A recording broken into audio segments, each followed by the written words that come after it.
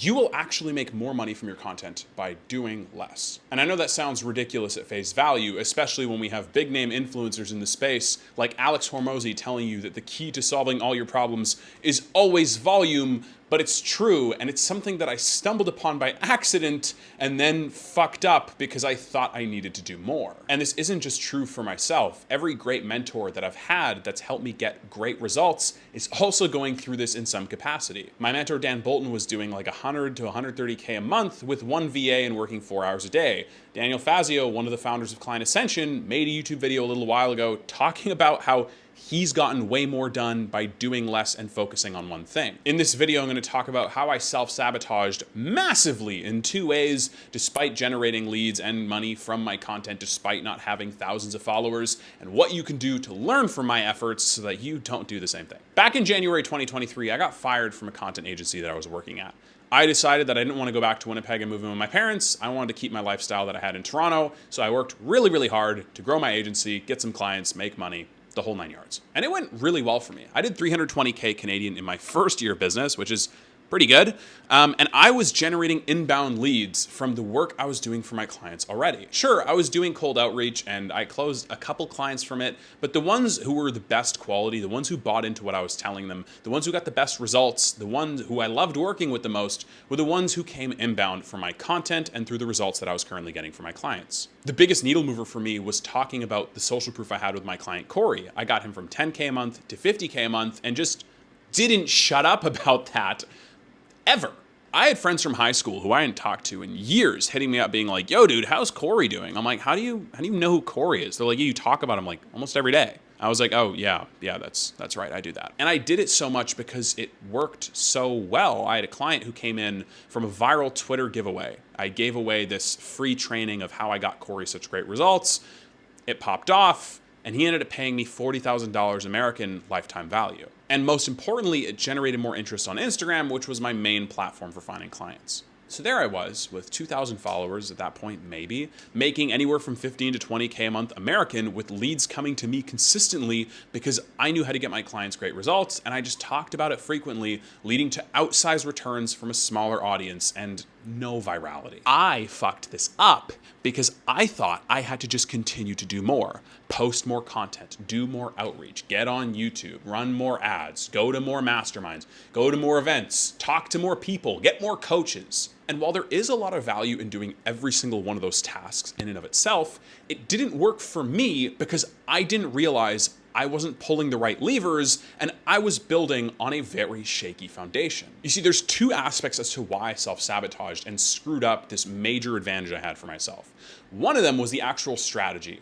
What I was doing and what I was focusing on wasn't actually the needle mover I thought it was that was going to get me the results that I really wanted. And the second thing, which is most important, was the internal bit. In my mind, it wasn't safe to be seen by lots of people, and I was eventually going to be found out as some fraud and some nobody that people were going to make fun of. So there was this impending sense of doom that I felt all the time, that the more success I brought in, the more money I made, the more I needed to get rid of it and the more I needed to get out of that limelight because people were going to see what a flaming fraud and hypocrite that I truly was.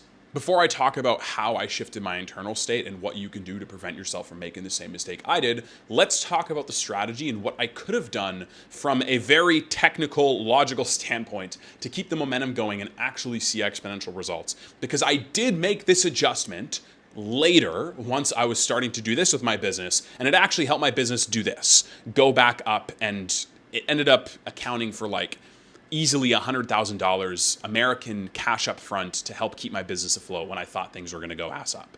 The number one thing you should focus on to make more money from your content so you can be more efficient with your time, spend less time doing market research, spend less time looking for trends, spend less time trying to growth hack and go more viral, is to know your ICP better than they know themselves. Understand what are their pain levels on a deep level, not just, what are they going through and what's annoying, but what keeps them up at night? What are they willing to get rid of right now? What's their bleeding neck problem that they will pay thousands of dollars for in order to have out of their life? From there, you want to understand what their identity is. What stories are they telling themselves, about the world, about the industry, about their work? Because when you can understand how they really see themselves, when you understand the conversations they're having with themselves in their head at all times, it becomes so much easier to talk to them when you understand awareness levels. When you talk to somebody who's unaware, but you don't know how they see themselves in the world or their industry, it's harder to connect with them. When you talk to somebody who's problem aware, but you know the conversations they're having with themselves every single day, it's way easier to connect with them. Things like awareness levels and sophistication levels are super, super important, and I'll touch upon them in a second. But when you know their pain points, when you know where they're at and you can see what their situation is, when you know what their identity is and what stories they're telling themselves in their heads, it becomes so much easier to build an offer that they want desperately. The foundation of your business, the foundation of your marketing is how effective your offer really is. And it's really, really difficult to build a good offer that people want really, really badly when you don't know what they're going through, you don't know who they are in the first place, and you don't know what problems they're running into every single day. This was the main issue that I faced with my agency in the first year of business. Yeah, I was making lots of money. Yeah, it looked cool on the outside. Yeah, it felt good to see the number go up in my Stripe account. It felt good to see the money hit my bank account. On a deeper level, though, it didn't, which is why I self-sabotaged. But again, we'll get more into that later. But I was just a talented guy running around, shooting from the hip, you know, being this Brett Favre gunslinger, hoping shit worked out. Yeah, Brett Favre won a Super Bowl. Yeah, Brett Favre, I don't know if he won an MVP off the top of my head. I'm gonna go ahead and assume he did. And if I'm wrong, just make fun of me in the comments. I don't care. And he was elite. He was one of the best quarterbacks in the NFL for years. But there are a lot of people who didn't trust him in crunch time because he had a habit of making bad decisions. And that was my issue. I didn't really have a concrete offer. I didn't really have a one-sentence offer as to what I did to help the people I was serving. It was just kind of like, yeah, I help fitness coaches make more money. Yeah, I help fitness coaches find more leads. Yeah, I helped Corey, so I can help you too. There was no real clear benefit. There was no real clear transformation that I was leading my clients through that an outsider who didn't know me, even if they heard about Corey, even if they're a friend of his, even if they're a referral, even if they watch my content, there was no real clear sentence or transformation or process for them to look at and understand immediately, oh yeah, that's what I need. Oh yeah, this is what I'm going through. Oh yeah, of course I want that. And so my business suffered because I couldn't keep up this unsustainable output with just, running around schoolyard bullshit shooting from the hip. Once you know what the ICP's pain points are, on a deep level, bleeding neck problems and keeping them up at night, not just surface level. Once you know what their identity is and what stories they're telling themselves every single day. Once you've built an offer that is congruent with those two other things that you just learned about in great detail, then you can craft your unique mechanism to provide a sustainable, new, and different way to solve their problems that is congruent with you, your skill set, and your experiences. A unique mechanism is so impactful for creating a home run offer. It is so, so key for positioning yourself correctly so that people understand how valuable what you bring to the table truly is. And you can't really build a unique mechanism that sets yourself apart from the rest of the market and taps into your skills, abilities, worldviews, experiences, soul, without first understanding what people are going through and what outcomes you're trying to achieve for them. Clarity precedes impact, and impact precedes value, which means if you want to be valuable to your ICP, you and they need to be extremely clear as to what they're getting within seconds of seeing your offer, within seconds of watching your content, within seconds of viewing your landing page. And uniqueness precedes intrigue. So to get those people you're trying to sell to really interested in what you're doing, to the point where they go, this is new, this is different, this person carries themselves and explains themselves completely differently from 99.9% of the market, you need to understand how you can stand out from the crowd and how your unique skills, how your specific abilities, worldviews, and experiences tie into solving those valuable problems that the person you're trying to sell to needs gone immediately. So the best thing you can do when you have momentum with your content is get really specific with the offer, understand how it's solving problems for the people that need your help, and refine the sales argument to a point where your unique mechanism becomes the absolute obvious choice for the people you're serving. One of my clients recently is going through this himself. He is growing really quickly on Instagram. He's getting a lot of views, a lot of followers, popping off on trial reels, popping off tons of engagement on his videos, but it's not yet converting to a massive boom in his bank account. And the reason for that is because the gap in his business right now is his landing page, his headline, his VSL is very generic. It looks like every single other coach who doesn't really know what they're doing. And so once we talked about refining his sales argument, once we talked about understanding how to frame his landing page and his offer and the VSL and lead people through this streamlined sales process, it started to convert better. As of the filming of this video, he just closed a new client, which is incredible. And the nice thing about all this is when you have a deep understanding and clarity on the transformation you're leading your clients through, it shows up in every aspect of your business. On sales calls, in the DMs, in your VSL, everywhere. They can feel that, and so your conversions go way up. My client Jillian is another great example of this. She's been doing inner work for over 10 years. She's been a coach now for, I believe, at least 4 or 5 years. I can't remember the exact time, sorry Jillian.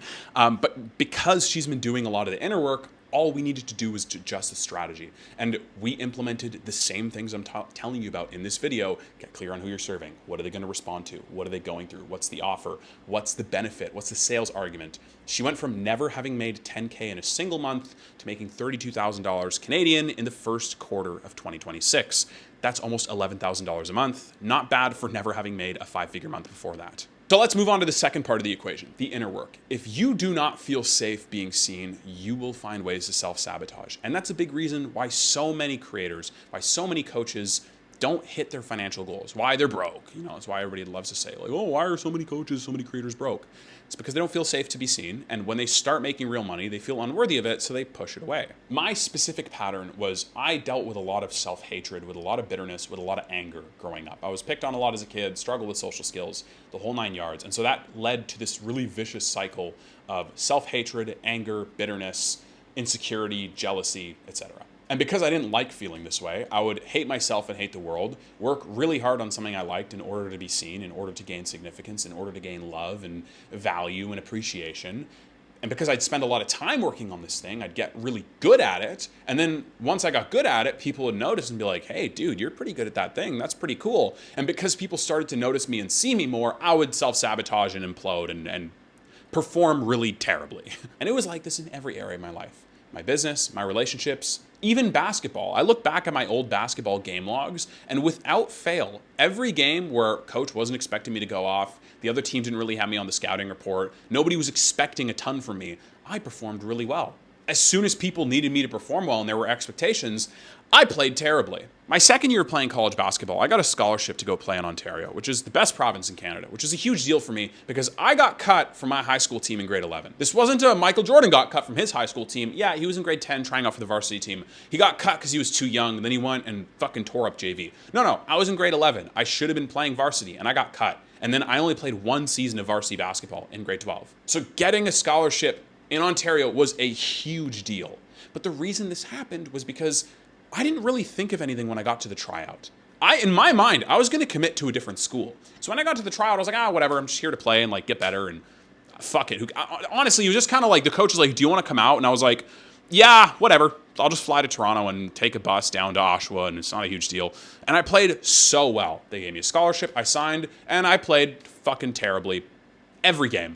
Every practice, I was not very good that season. And it's because I was carrying the weight in my head of what a scholarship athlete looked like and what a scholarship athlete was supposed to do and how he was supposed to perform. So when this showed up in my business, okay, yeah, we're riding high, we're shooting from the hip, we're this maverick, this gunslinger, just super talented dude, working hard, ripping checks, making money, getting awesome client results. And then as soon as people started to notice, like, oh, you're pretty good at that thing. Like, wow, you're making lots of money. 300 grand in your first year in business? That's exceptional. And then I started to self-implode. And at the time, I just thought it was normal. I was like, oh, it's normal to just stay up all night and like not sleep and, like be anxious and, like need to have a physical release before bed every single night because that's just what you do. Like, that's just what being a hardworking guy is all about. It's normal to yell at yourself and hate yourself and have really visceral feelings of anger and bitterness and resentment towards yourself. And that's just all on the path of like growing a business. And then this started to bleed into my personal life, my relationships, my beliefs with money. And so every time I would make a good amount of money, I would need to push it away. I would need to spend it all in the name of investing in my business. I wrapped up my insecurities and my feelings of worthlessness and my anxiety in good intentions to convince myself I was doing the right thing, when in reality I was self-imploding. How I got out of this was in early 2024, I had a hospital visit. If you want, there's another YouTube video. I made all about that and the journey I went on. It'll be at the end of this video. It'll be also in the description below. I went to the hospital and realized I couldn't keep living the way that I was living, and decided to start doing this thing called meditating, called journaling, called sitting in silence and stillness. And it was such a big game changer for me because I had been going my entire life at 300 kilometers an hour. And when I stopped to slow down, I was like, oh, I'm not even going in a direction I really want to be in. There's a lot of other things I did, like breath work, like retreats, like fasting, like energy work, like hypnotherapy. But to keep it simple, I'll tell you this. If you're not where you want to be with your content, if you're not where you want to be with your business, with the amount of money you're making, practice sitting in stillness and write. Stream of consciousness journaling for 30 minutes. Just write for 30 minutes. Don't think. Just go.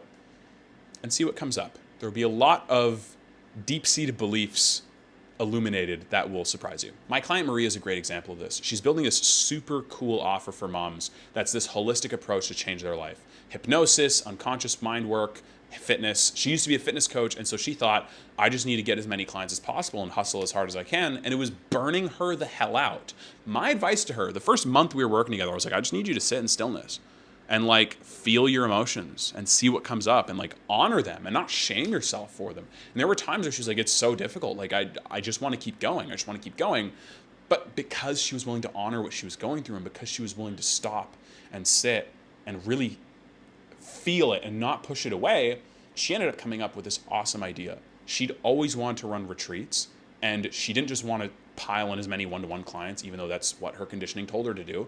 And when she decided, okay, I'm going to create a retreat for moms where they can bring their kids, the response she got from her audience was strong desire. They're like, yeah, like Maria, I need this. Like, this is something that I love to do. I would absolutely see the value in this. The business structure that works for you does not come without awareness. You need to sit with what you're going through first, ask yourself what you really desire, and then you can build the frameworks. You can build the scaffolding of your 100K a month business that is in your mind. You just need to get it out into the world and get out of your own way. But anyways, that's today's video. If you want my help making more money with your video content by creating unique ideas and doing the inner work so that you can build from a place of flow and not need to hustle and grind your face off 14 hours a day, shoot me a message on Instagram. The link below will get you to my profile. And if you want to watch another video, the one about me going to the hospital and shutting down my multi six-figure agency and the entire journey that went through me going to the hospital a bunch of times and getting really sick, that'll be on the screen too. I'll see you in that video, or I'll talk to you on Instagram. Peace.